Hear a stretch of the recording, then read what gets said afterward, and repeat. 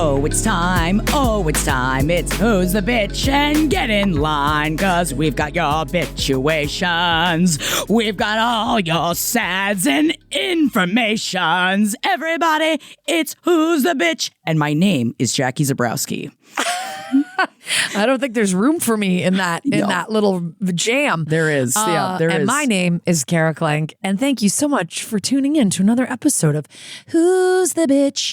If you're listening to this, you've made it through January, the longest month of all time. January of 2026. You did it. You definitely did it. Although, I don't know, last year's January did seem like it would go on forever. But long January, and it's reason to believe maybe everything should just end. No, it'll be better than the last. Well, we like to think, but you are tuning in about, what is it, about 2 weeks or so, 2.5 weeks. We're about 2.5 weeks out from our BITCHathon, our Valentine's Day BITCHathon. Come one, come all. Bring your romantic or non-romantic queries and bitchuations. Call up.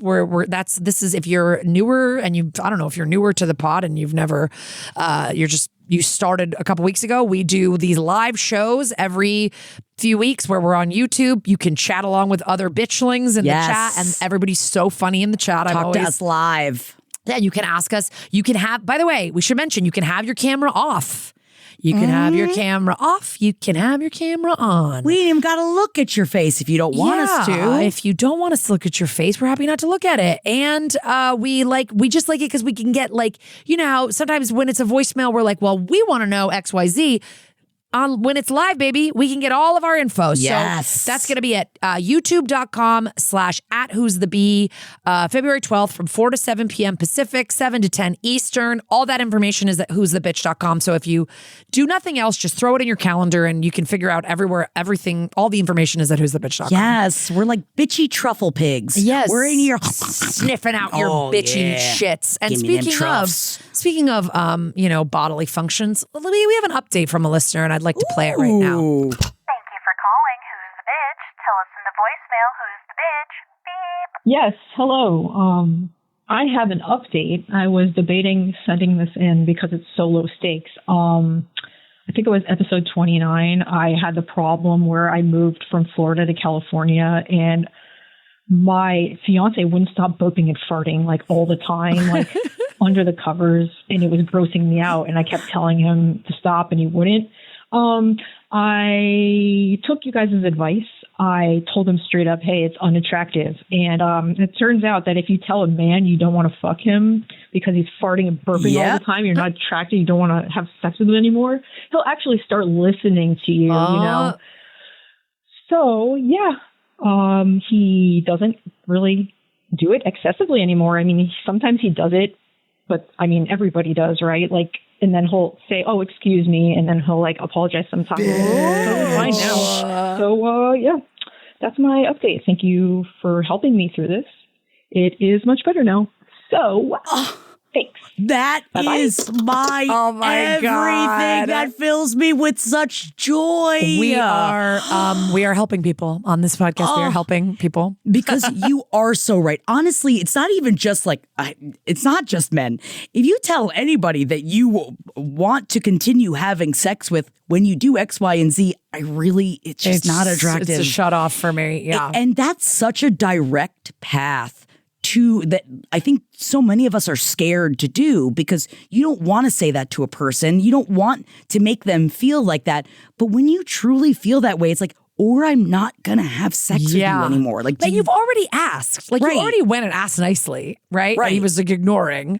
And so then it's I guess it's affecting my libido that you're fully ignoring my requests. Mm-hmm. Not because, for me. I mean, that is a thing that I think people need, that at least men need to know about women is that we're not just physical all the time. A lot of times it's how we're vibing right now, how we feel around each other. It's not just oh, I see a body part and I immediately get, which I'm sure some women are like that. But I mean, not gonna be like that. Yeah, but if you're in a bad place with your husband, if we fight or something, I'm we're not having, right. I have to be in a good spot mentally with you and your farts. Anyway, congratulations. I'm glad you were able to successfully reprogram your partner. Yeah. Phase 1 of the reprogramming has begun. No, Kara, don't. I'm scared of her. Okay, unsolicited advice today, Jackie. What did you want to talk about that is not something anyone asked us to talk about? No. We're just talking about it. We're talking about Ben Affleck and Matt Damon. We're talking about, do they love each other?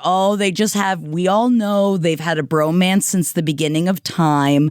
But did you know that would the bromance had continued if Matt Damon's wife had gone through with the crush that she had on Ben Affleck? So they were talking right now. Ben Affleck and Matt Damon are in some, I don't know, it's called The Rip, some action movie. I don't know cops who could possibly care, but I do love their friendship. And there's one thing that I think PR knows is that we love Ben Affleck and Matt Damon's friendship. So they really try to capitalize on it whenever they get the opportunity to. And in this round of PR was Matt Damon talking about how my wife wanted to bang you at first. And that just got me thinking of just I'll be honest, Affleck was always my thing too. Oh, yes. I was more always than Matt more Damon. Affleck than Damon. But then as time went on, you're like, Affleck seems like more of a...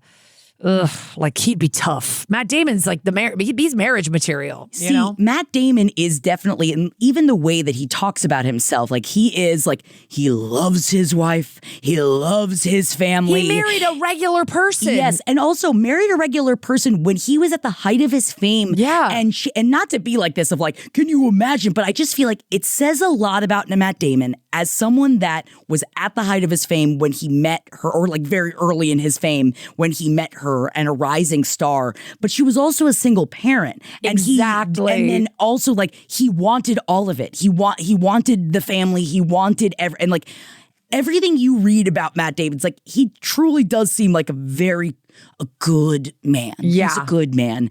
And my forever problem with Ben Affleck is you said that you used to have a crush on Ben Affleck.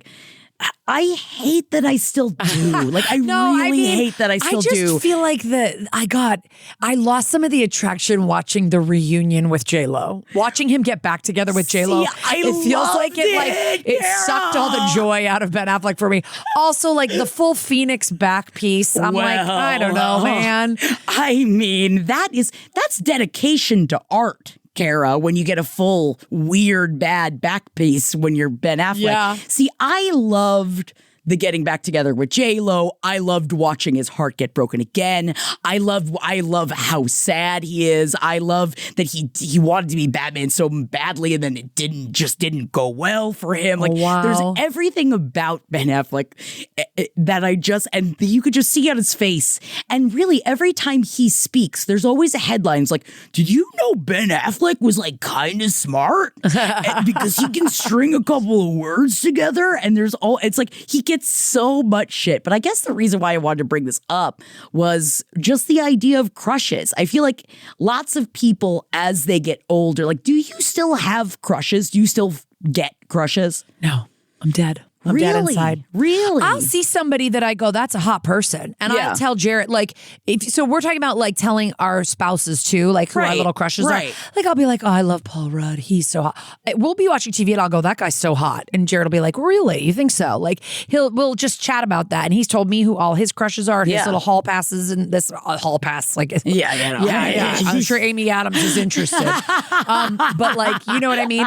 It's a joke conversation, but I don't know. I just feel like my life is so busy and full that I have no time to even be even though I finished Heated Rivalry, of course. I finished. Those guys are so hot. And Jared's like, which one of those are you more attracted to? And I go, I mean, I'm really not attracted to either one of them. I just think that I like watching them hook up. I think it's hot, but I'm not I wouldn't see one of them at a bar and be like, I have to at least go flirt. That's not me really. I don't know. I don't have a super high flirtation thing or like crushes. And that doesn't did it ever spurn you though? Like, was that ever? Because I've had crushes on plenty of people when I was younger. I just feel like when I was young, it's literally how I got to school every day was because I knew I would see my crushes. Oh. That's how, I feel like my crushes were so secret too. I was like, I'll never tell anyone. Really? And all the little guys I had crushes on now, I know what they look like now. Yeah. Oh man. Yeah. No, it's not good. But maybe if you had gotten in early, you could have steered the ship in a different direction. Or they're just, it's not even like they look bad. Because I'm not sure, they just grew up to be boring ass people. Yeah. And there's just little boys I knew that were so popular in school. And you're like, how'd you even get popular? Just because you were cute and good at sports, I guess. But you're boring. You were pretty boring then. You're boring now.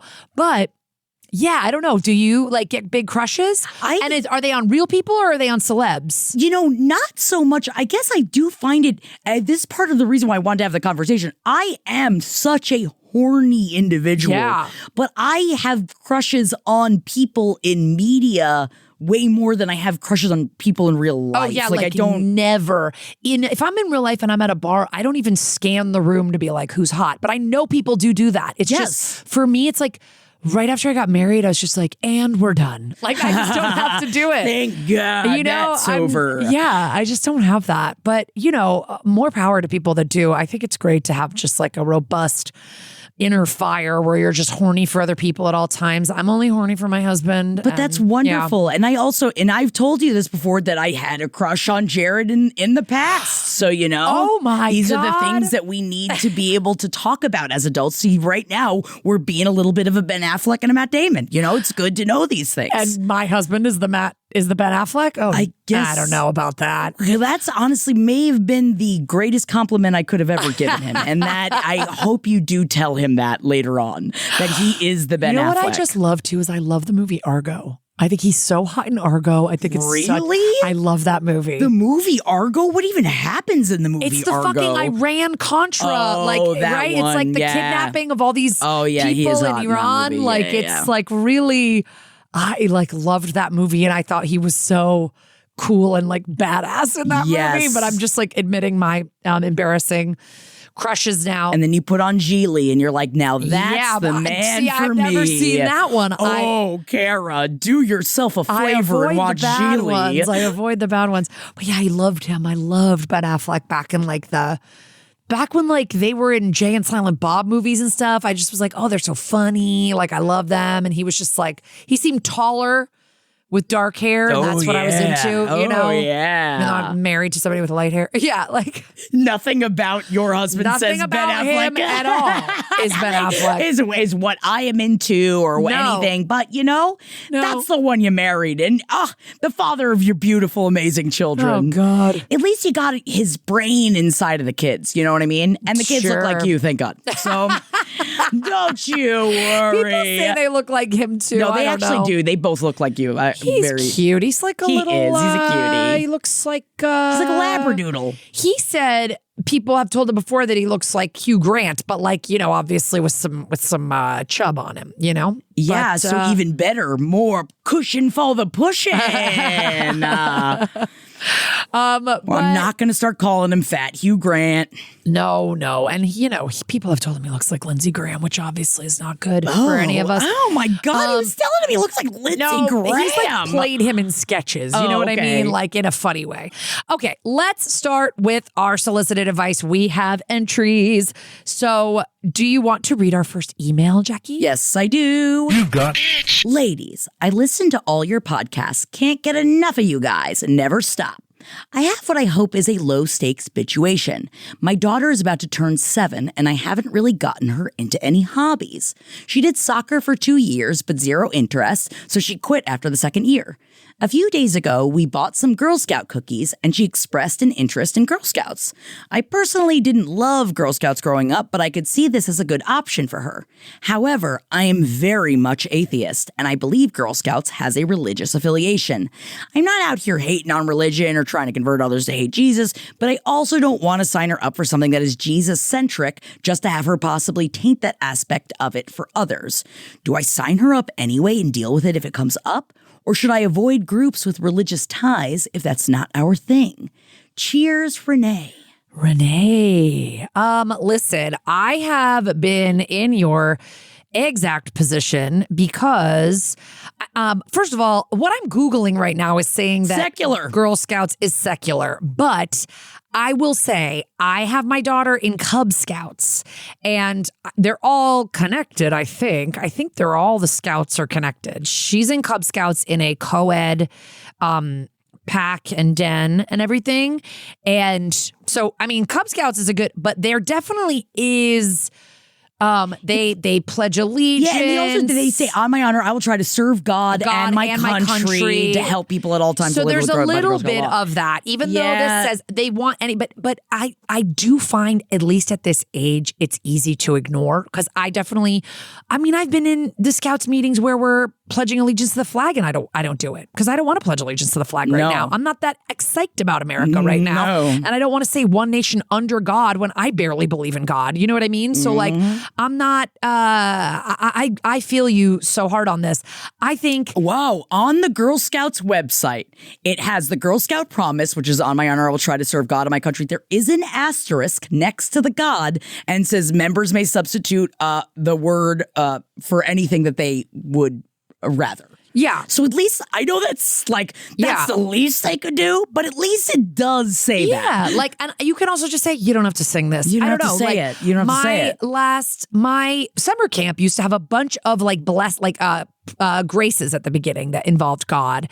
And we changed the words to earth. You know what I mean? It's like, instead of the Lord is good to me, you sing the earth is good to me. You know what I mean? Like, there's little ways you can change this kind of stuff. And I don't think that you're giving... What I would understand is you wouldn't want to be sending your daughter out selling Girl Scout cookies that a portion of that sales goes to a religious organization. And I don't think that's what this is, because I would be with you there. Yes. If money was going, I think it's it was probably founded on religion once upon a time. They've rolled with the changes. And when you sign up, I don't know where you live. I mean, if you live in a super religious part of the country, it's possible that your chapter could try to incorporate faith into it more. And I would just be super clear up top, we're not religious. She wants to do this for teamwork, bettering her neighborhood, bettering her community, making friends, a lot of other reasons. And it's great. I mean, just even the Cub Scouts is so great. My daughter gets outside. Yes, she there's so camping. much. We cleaned out these big bird baths recently. We just do all this. And they adopt so many different skills. I loved being in the Girl Scouts, even though I'm not an outdoorsy kid. Yeah. But, Girl Scouts for me was all the other things. It's all, it's making things and learning other things. And I really loved it. And so I understand your hesitation, but I would definitely also, you could check out the first meeting with her. I imagine if you said, I'd like to stay and watch just to make sure that everything is as secular as you want it to be. All the parents probably stay. Right? There's not that much drop-off stuff at this age. But yeah. So yeah, look into it. But I would say you're probably safe with this one. But going forward, it's it can be tough. I have friends who are not super religious and have their kids in religious schools for various reasons. And they're like, yeah, we just have to have a lot of conversations about how we don't believe that or whatever, or, there's various reasons why people are involved in organizations that are faith-based, and just talking to your kid about what you guys believe. What you believe. But also, I don't think there's any kind of... I like where you say, I'm not out here to convert others to hate Jesus. You specifically hate Jesus. But it makes sense. I don't think anything is Jesus-centric. If anything, it might say God, and everybody can just put on to God whatever that means for them. But if you're totally atheist and don't believe in God, or is that agnostic? I don't know. If you're totally you don't want any talk of God, that might be in the pledge, but they're literally saying that you agnostic is I don't know. Agnostic is I don't know. Atheist is no. Got it. Remember, I always flip them. But it's the A ones. But I think you're smart. I think this sounds like a great thing for your daughter, and a great way that she can maybe zone in on other hobbies through that. Maybe the things she likes the best and are she can find X, it. Y. Yeah. Because maybe she goes horseback riding and then she loves horseback. It's this is a great springboard to try a bunch of things too. So it really is a great. How far did you go? I was a daisy and a brownie, but I never actually got to where wear the green. I went to a cadet. Yeah, I was a cadet. We moved towns and it wasn't as big in the new town I moved into. But my first town, I did daisies, I did brownies, I sold the stuff. Like I was excited about getting the badges. But then by the time 3rd grade, I was out. Yeah, the problem is that I was starting to become like a mean girl, and there was just, because I'm not an outdoorsy kid, it does become more outdoorsy. And rather than me being like, I'm scared of doing that, instead I was just a little bitch. And which, you know, I don't recommend. You know, you can just say I'm scared and I don't want to do it. Want to see you in a Girl Scouts uniform being a bitch to other kids. Should I go get one? I mean, they've got adult sizes, right? Yeah. Yeah, I need to get one. And I'll work for every patch. Halloween. Yes. For Halloween. You know, you can also be those like Troop weed, Beverly Hills. But those weed brownie girls, a couple of my friends have been that, where they're like weed brownies. Ooh. You know, so they dress up in the outfit, but then they're like high and their badges have weed on them and stuff. I love smoking weed. I love eating brownies. That's why I'm suggesting it. Okay, this one is a perfect voicemail. Let's listen to it. Hell yeah. Thank you for calling Who's the Bitch. Tell us in the voicemail who's the bitch. Beep. Hi, Jackie and Kara. I love you both to pieces because y'all make my Wednesdays bearable. So this is pretty low stakes, but y'all talked about division of labor the other day, reminded me of it. My partner and I moved into a new place in October, and I'm the one who ended up unpacking and organizing the kitchen. One of the things that my partner is responsible for is loading and unloading the dishwasher. When he unloads the dishwasher, though, it's like a dice roll as to where the items will end up.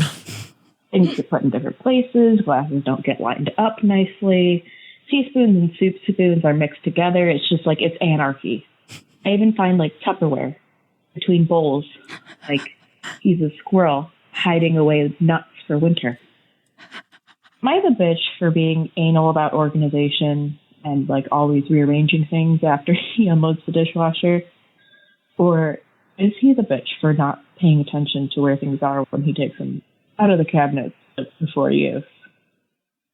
You know, I really should just talk with him about it and be like, hey. But the other day he did mention, he's like, I never know where to put stuff. So, I don't know.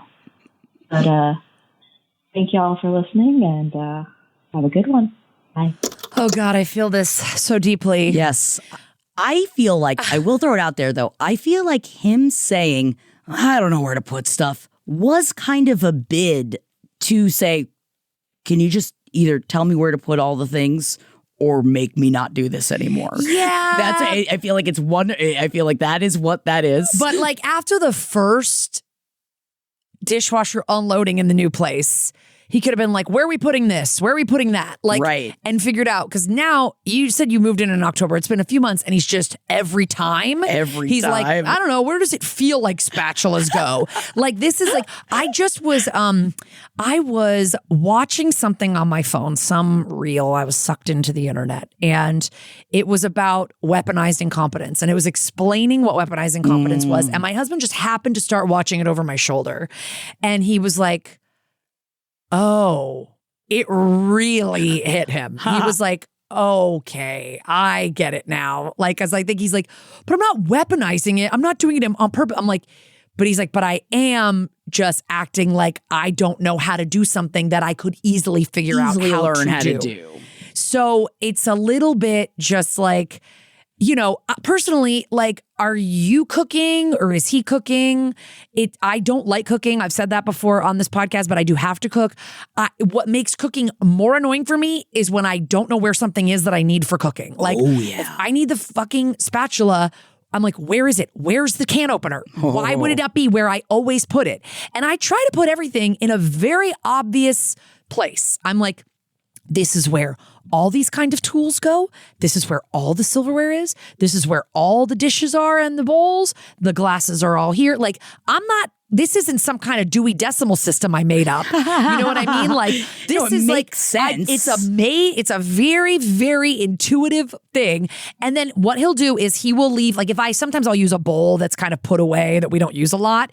And if he doesn't know where that goes, he'll just leave it on the counter and ask me later. Yes. So maybe set something up with him like that, or just say, hey, it's driving me a little bit crazy, the whole like random dice roll of where you're putting everything, which I love how you put that.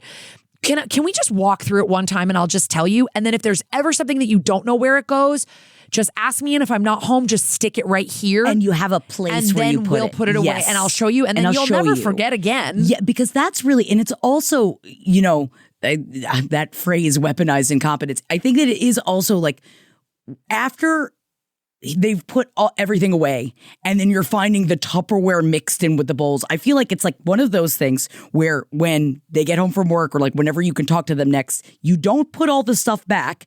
You leave wherever he decided to put it and open up that cabinet and be like, does that look like it goes with all these other, like, I feel like not in a way of like talking down and shaming, more of like, and I know that Kara and I usually it's hard because we go into joking because like I feel like I'd be like, and does something look different that's in there? There's something not going with the other bowls. Like I feel like that's where I would go. Like I would be making it so over the top, and making so many jokes about it. Like especially as and I know that this is not the person that wrote in that, but as someone that makes the dinner every night, if I then can't find the stuff to make the dinner, I'm like furious. I'm furious. So it's like it's also like and we've been living in our house for 6 years. So you and I think he's still doesn't know where to put some things.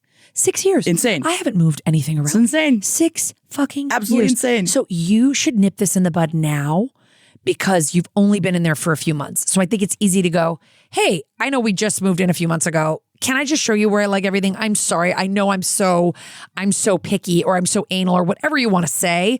But then it's like after that, after you've given one tour and you've figured out your like system together, how you're going to do it, it's like, come on, man. And if it's going to keep driving you crazy, then that's no longer his responsibility and he needs to do something else. And he needs to load the dishwasher but not take it out or something. And if it gets to that point, it's not like, I'm just not going to ask him to do it anymore. You're going to go to him and say, hey, I kept asking you to do this, right? And I understand maybe this is just not how your brain computes in our house. What would compute with you then? Yes. Because then you do, it's not that you just take it away and you just do it then. No, he needs to know that the chore is being taken away and not in a parent way. It's just, that's okay. That's not how your brain works. My brain works better with organization. I need these things in certain places. So what can you take on that maybe, you know, I didn't even realize it used to so annoy me that Jeff couldn't find anything in the closet. And then finally he's like, you organize the closet. I don't know where anything is. And so I said, would you like to reorganize the closet? And he did. Yeah. But here's the thing. And some people are like, I would hate it. But what he did was he went through because he was the one doing it and he like labeled everything and he put everything in places I necessarily. But that's not like the kitchen. That's my space. He is not to touch anything in my space and you're going to put it back where I want it in the kitchen because that's my space. But now Jeff was in charge of all the closets. I was like, please reorganize all the closets. And he did. And he labeled everything. Everything looks great. And now I don't got to go find things in the closet when he's looking for something. Yeah. And he doesn't want to rip everything out when he can't find anything because he organized it. You might not get glasses lined up the certain way that you want. Right. You might not get that. You might have to give a little there, but you got to get it to it's like, these are where we put things. You need to learn that and not just guess it. You know, like, if this was work, if this was your office and they said, hey, the copy paper goes here, they would not be okay with you going, I just threw it in the bathroom because I didn't know where it goes. You know what I mean? Like if you're learning these things at work, you can learn them at your home. Right. You know? So let's have that chat. And I'm talking to you as somebody who has been with this person. I've been living with Jared for 13 years. We've been together for 15, living together for 13. He has combs that he uses to brush his hair. I got a little glass thing. Oh, God, to put the combs in. For the combs, every single fucking time they are shoved down into this other thing, this other box or whatever that sits on our side of the bathroom. And I'm like, why are they not in the thing? You took them out of the thing. Why wouldn't they go right back in the thing? And it has been over a decade. And I cannot. And because it's like his side of the bathroom, I can't really do that much. I mean, besides go, hey, can we just put these back? Like I've said it maybe a couple times over the years, but ultimately it's his space. If he wants to not be able to find his combs, good for him. Because you guys share the bathroom. Is like a space that I'm using a lot as well. And we need to, so I think we've made our point here. But thank you so much, because I think a lot of people need to hear stuff like this, because they're just going to let their partners habits just keep festering, and it is going to bother you more. Yes. Just like the person we talked to last week about their wife not adulting. All right. Let's read this next email. You got How goes it, guys? Love the show. I follow the Zabrowski chaos over from the last pod. Love you, Jackie. Love you. I'm right here. Anyway, I'm not sure if I'm asking who's the bitch exactly, or if I'm just wanting y'all's opinion on the bitchuation. Let me preface by saying 2025 can suck my left nut. Starting in June, my wife of 8 years left me for her high school sweetheart. So much more bullshit involved with this. I had to put my cat that I've had for 15 years down, R.I.P. Jamie, and my truck's transmission shit the bed on me while I was a state away from home. Ugh. That being said, I feel like the relationship with my parents has been strained over the last few months after the separation.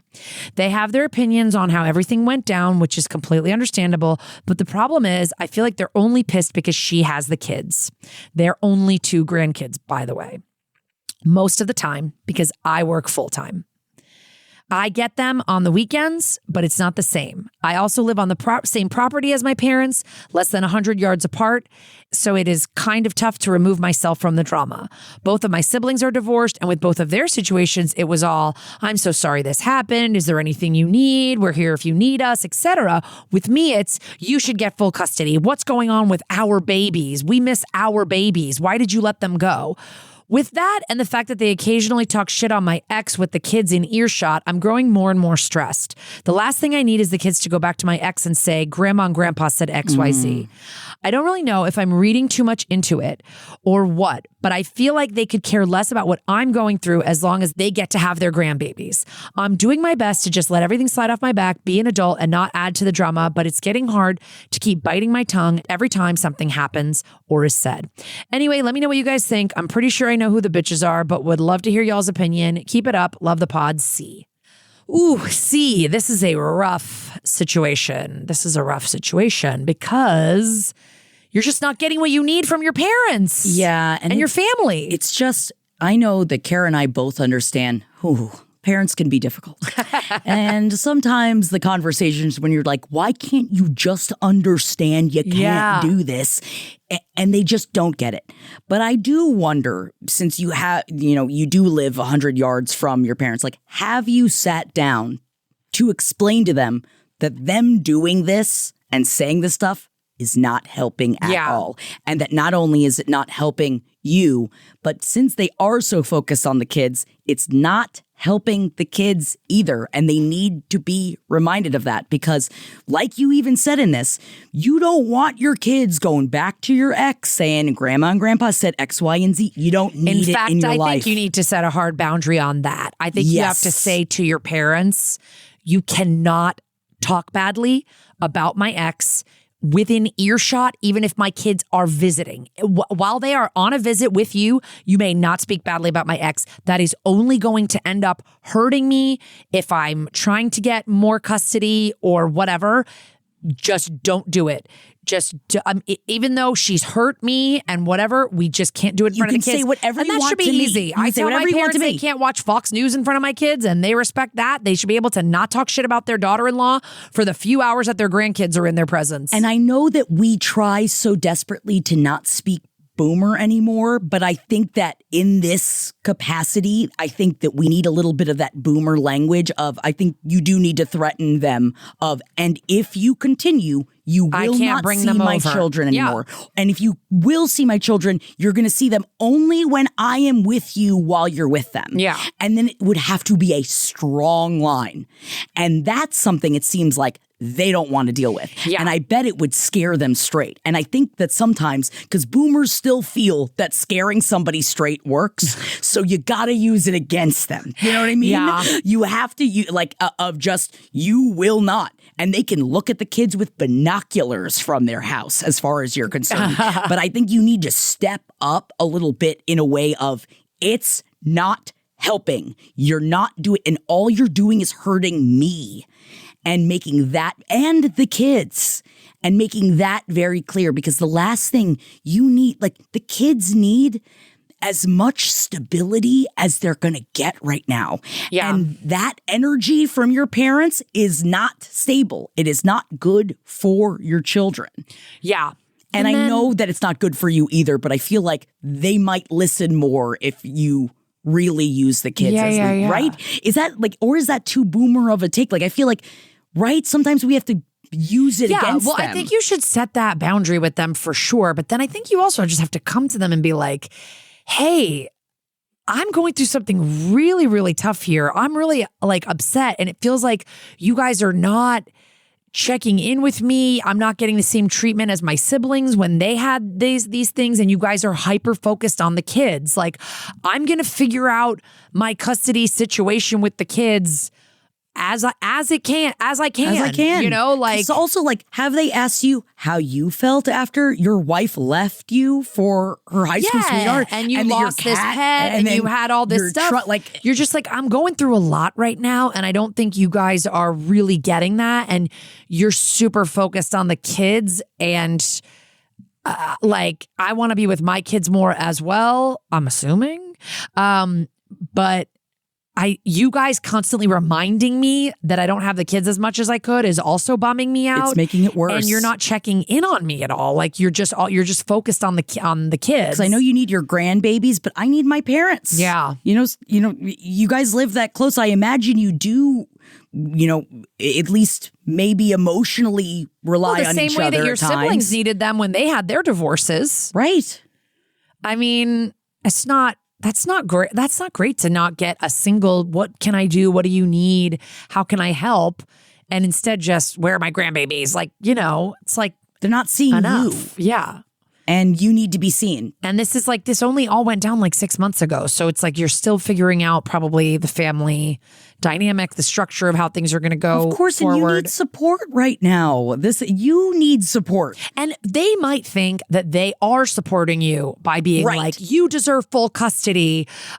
You should have them, but they're also saying stuff like, why did you let them go? Like, it's your fault. Right. But like, you need to work. And therefore, like, you could explain part of the situation to them and be like, I can't have them 50-50 because how could I watch them? I mean, maybe the parents are like, we'll take them or whatever, but that's not, it's just not the same. That's just like not how it goes. No. Like, you have to go to court and do all this stuff. And no, and especially you think that the ex is going to want the kids around the grandparents. No, because then I bet it would become a much bigger issue. Yeah. And it's like the last thing you need is to be dragged through a custody trial on top of all of this if they make this worse for you. Yeah. And that is where it would go. And it's like, do you want that? Yeah. Do they want that? Do they want to drag the kids through that?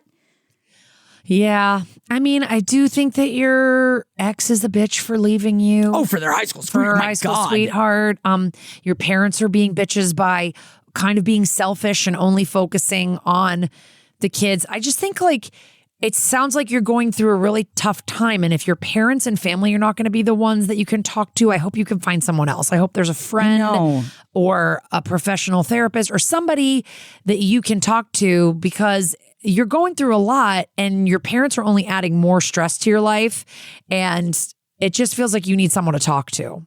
And I really hope that you find that person. Yes, and I'm sending you love, but also this was a great first step of realizing and recognizing you need more out of this situation. And you're working on yourself, and it's so hard to do when you're just so swamped and bogged down from the bullshit of life. And you said you're just trying to let everything slide off your back. I think it's time to stop doing that. Yeah. And you're trying not to, quote unquote, add to the drama. This is your life. Yes. Their parents can do whatever. You don't need to bite your tongue, but I would have a family meeting and talk about this sooner rather than later, so that you don't just fucking pop off and say shit you maybe don't want to, or stuff that's too hurtful because you've just been biting your tongue for all this time. Like, let's get a conversation going and set some like boundaries with your parents about what they can talk about and what you need right now. And I'm sorry to say, if you get a lot of pushback from them, Ugh, I know it's tough because you probably have to be living on their property right now because of stuff going on with the divorce, but like, geez. I mean, but then there's like a way I said, to like keep to yourself and not be on their property or something. I don't know. Or that you're just around when they're around the kids. Which with all that extra time, I'm sure that you have. Yeah, and also you want to spend time with your kids, probably without your parents involved sometimes. Yeah.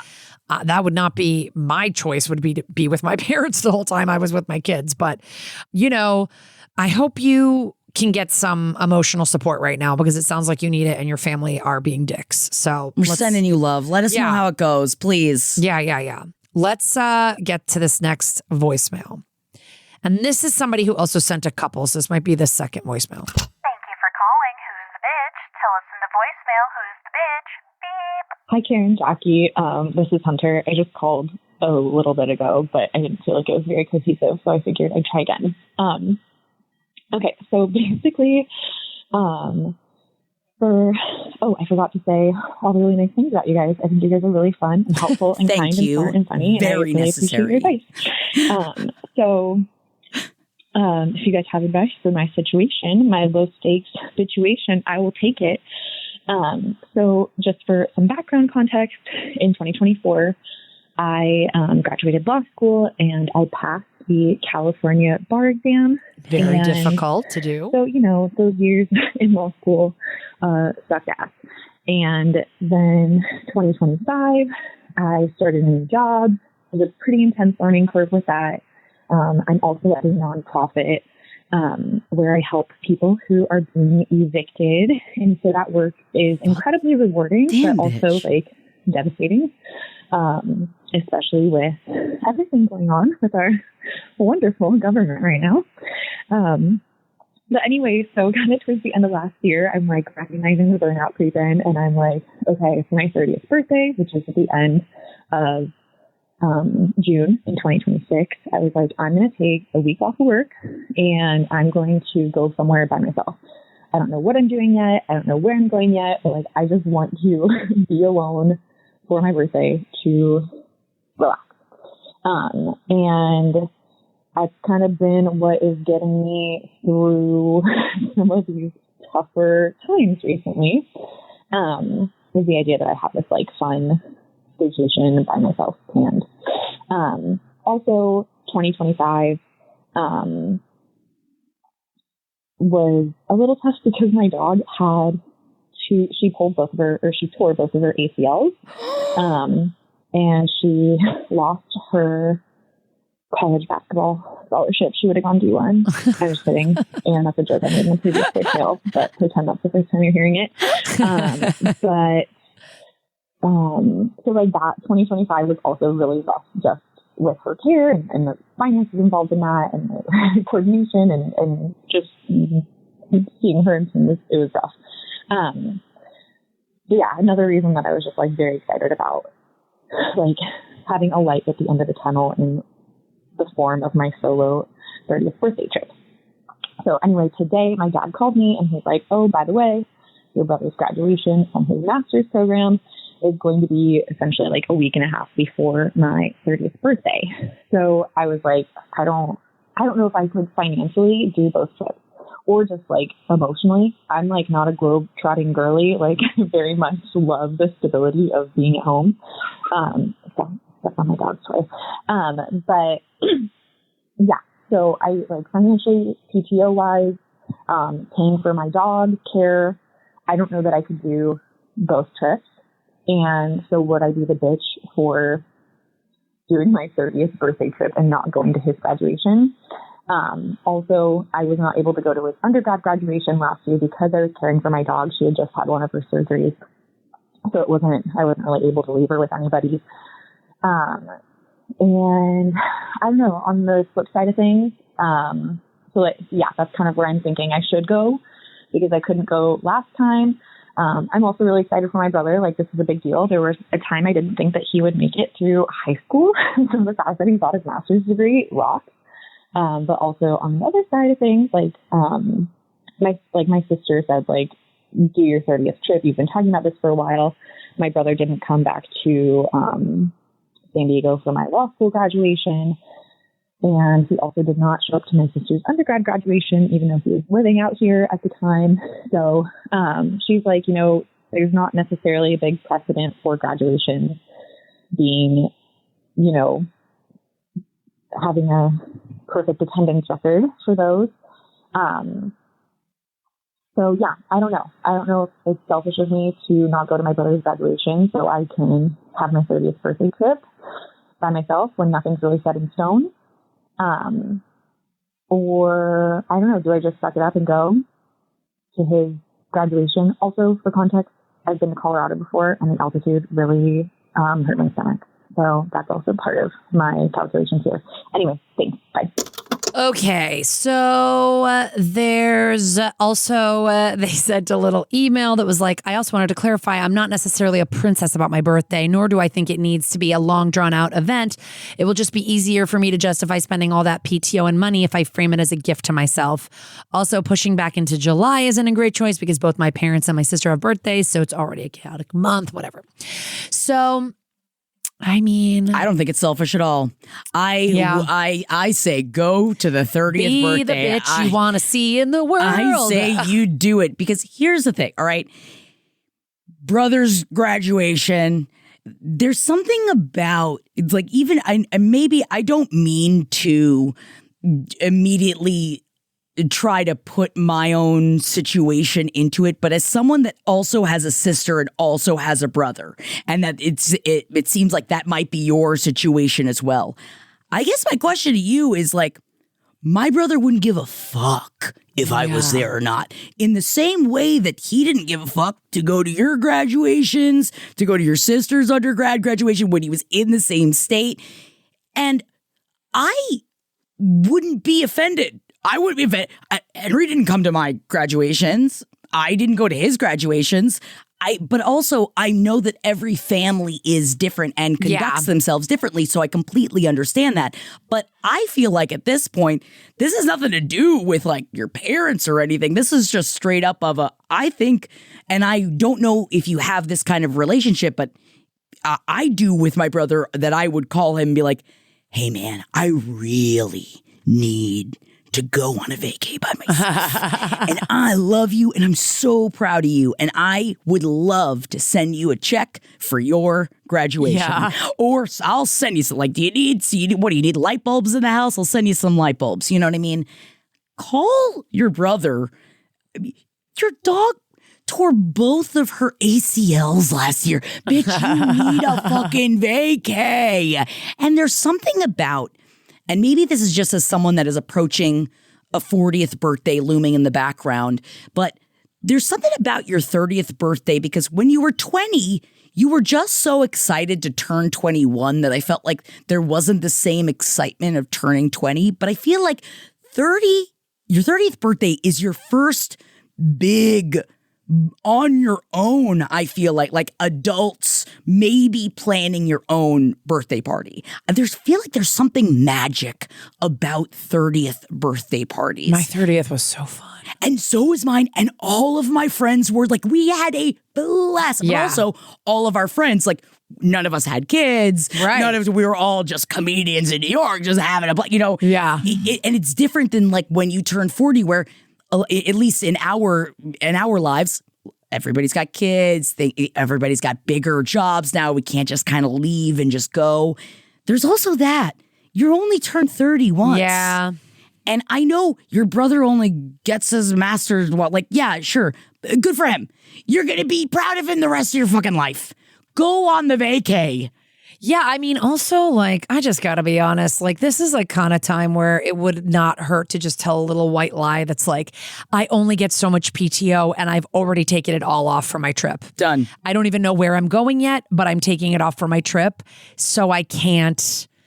And I'm so sorry. And whatever. So because I agree, like there's all these, the location makes you feel sick. You'd have to get dog help. You don't really like traveling. And this would be back-to-back weekends. There's a lot of reasons I was at every single one of my siblings' graduations. What? I've been at every single one. What? You have so many siblings. I've been at their graduations. Aren't some of them doctors? There's so many graduations. My brother, I went to his medical school graduation. I went to his medical school white coat ceremony day, which is like different things. The day after, like the day you finish, I don't know, the day I went the day he started medical school. There was some big matriculation type of thing that's called something.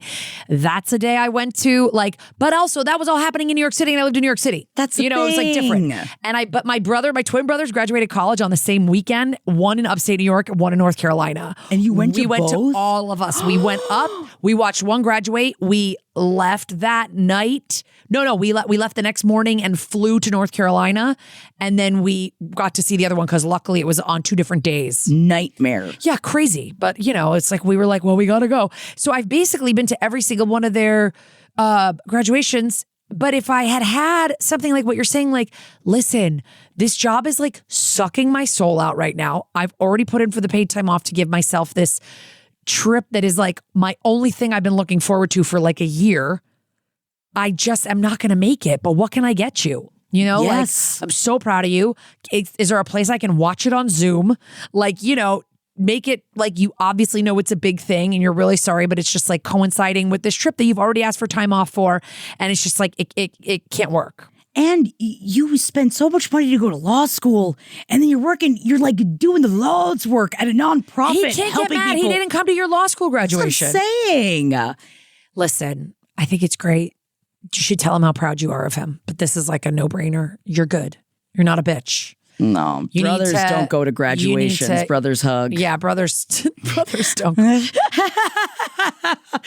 hug. Oh, that got me. Yeah, but I can't wait to find out what you do on your trip. But it should definitely, because originally when I was listening to this voicemail, I was like, well, maybe you could go to Colorado and then fly where you're going from Colorado. And it's nah, you should just fly to the fucking Caribbean or wherever you're going, Mexico, wherever you're going. But I hope you have a wonderful 30th birthday trip by yourself, chilling, be safe, traveling alone. Yes. Go somewhere very safe and make sure everybody knows where you're at, just in case. And enjoy having a little pina colada on the beach, virgin or otherwise. And think of us. Yeah, I mean, that's truly, that would be the only thing when I had jobs I hated, would be the only thing keeping me alive, would be but I get to go to Vegas in 2 weeks. Yep. I get to go on this trip with my friends or whatever. You have to have something. You gotta, so good on you. Then maybe love. Plan a little trip with your brother later where you guys go do something fun together. A graduation, you barely even get to talk to the person who's graduating. Exactly. They're running around like a chicken with their head cut off. But yeah. I think we've adequately covered this one. Let us know what happens. Please do. Jackie, read this last email, would you? You got Hi, ladies. Longtime listener, first-time emailer with a weird problem. Love the show. My name is Earl. Hello, LOL. My name is Earl. My name is Earl. My name is Earl, not like the television show, and I've been with my partner Shay for 11 years. Very early in our relationship, we agreed that we both didn't want marriage, and we both didn't want to have children. That hasn't changed, and we are super happy living in sin with 2 dogs and 5 cats on 80 acres in Northern California. Oh my God, that sounds like heaven. Ooh la la. Obviously, being together for so long, her family is my family and vice versa. The bitchuation is that multiple times our parents and others will say things like, well, I just consider you 2 married, or you're basically Shay's husband. While I understand the sentiment, I feel like it takes away from the very intentional decision we made to not get married. Our parents are divorced on both sides, so we've witnessed firsthand unhappy marriages. I'm a bit of an anarchist and don't like the government being involved in our partnership. Shay was engaged previously and found out that her partner wasn't being faithful. All that led us to make our intentional decision that we would not engage in the institution of marriage. Am I just being a sensitive bitch that's reading too much into it? Should I just take the sentiment and leave the unintended offense alone? Or are our families the bitch for not respecting our decision to remain unmarried? I appreciate the advice. You 2 are the best. Earl. I completely understand totally. where you're, and I would totally, especially as someone that my husband also did not want the government involved at all. And it was something that we had to discuss because I did want to get married. And this was a big part of our relationship. And so I understand knowing that it's like, I made this decision on purpose. But here's the only thing I will say, Earl, is that as someone that I used to get very, and maybe it's just because I lived in the South for a long time, but when someone would tell me they were praying for me, it used to piss me the fuck off. I'm like, don't bring your God into my bullshit. I don't want it involved in my life. And I was always fairly open with the keep the prayers to yourself. Thanks so much. And then eventually I realized prayers are just good intentions. Prayers are, I'm thinking about you and I'm sending you a kindness. Yeah. And I needed to redirect the vernacular in my brain to be like, they're not meaning anything Totally. bad. And of course, I mean, don't get me wrong, there are the Southern women that are, pray for you. And it's like, yeah, I know you're just wishing ill on me. But I feel that honestly, you know, you could definitely, if it is like, if you're at a place that you think that your like if your parents would take the note and be like, I completely respect your opinion, I get it. Or if you think that you would say this to them and they would be like, oh, geez, like if it would make an issue, I think that I would just leave it because it seems that they are saying it in a positive way. Like, yeah, I mean, I was thinking the exact same thing. Like you're framing husband and wife meaning something that has to do with like the government per se, and that marriage. I know people, tons of people I've known in my life that will call someone their husband that they're not married to. They are not married legally. to. Yes. Or they'll be like, well, my wife to someone that they're not legally married to. Or, you know, just because that is how they feel that like you and your partner are partners. Like, and probably for the foreseeable future.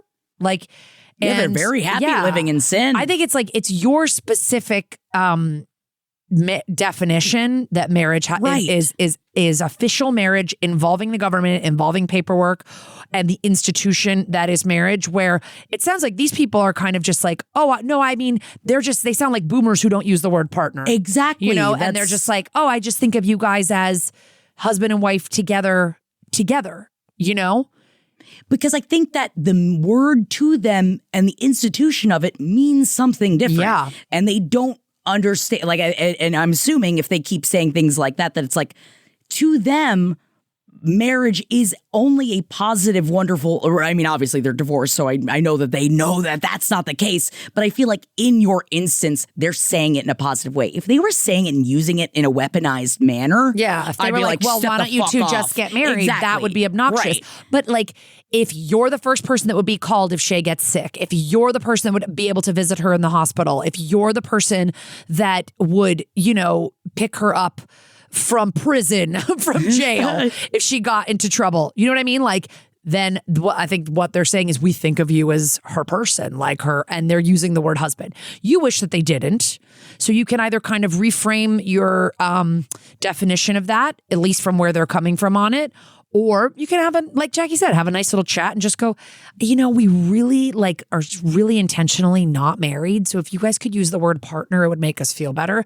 And I bet they'll try their best.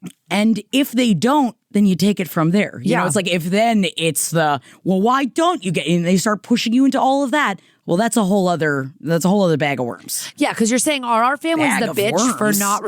Sorry, bag of worms isn't the phrase. Sorry. Can of worms. Can of worms. The worms could just slither right through the bag. Yeah, they get right out of the bag. Are our families not the bitch for not respecting our decision to remain unmarried? I mean, are they disrespecting it? Do they beg you all the time to get married? Because that's a different conversation. Yes. If they're just saying, oh, I told them that Shay's husband works at the blah, blah, blah on the place with 80 acres in Northern California.